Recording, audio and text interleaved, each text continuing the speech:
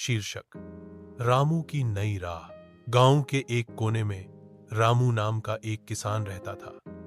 वह हर साल रासायनिक खाद और कीटनाशकों का इस्तेमाल करके खेती करता था, लेकिन फसल की लागत बढ़ती जा रही थी और मुनाफा कम होता जा रहा था। साथ ही उसकी जमीन भी धीरे धीरे बंजर होने लगी थी। एक दिन गांव में एक कृषि अधिकारी आया और किसानों को जैविक खेती के बारे में जानकारी दी। रामू को यह बात जमी और उसने सोचा, क्यों ना इस साल एक खेत में जैविक खेती करके देखूं। रामू ने गाय के गोबर से जैविक खाद बनाई, नीम के पत्तों से कीटनाशक तैयार किया और रासायनिक चीजों को पूरी तरह त्याग दिया। शुरू में उसे थोड़ा डर लगा कि कहीं फसल खराब न हो जाए, लेकिन जब फसल आई तो वह न सिर्फ ताजी और स्वास्थ्यवर्धक थी, बल्कि उसे बाजार में पहले से ज्यादा दाम भी मिला। लोग उसकी फसल की खुशबू और स्वाद देखकर हैरान थे। धीरे धीरे गांव के अन्य किसान भी उसकी राह पर चलने लगे।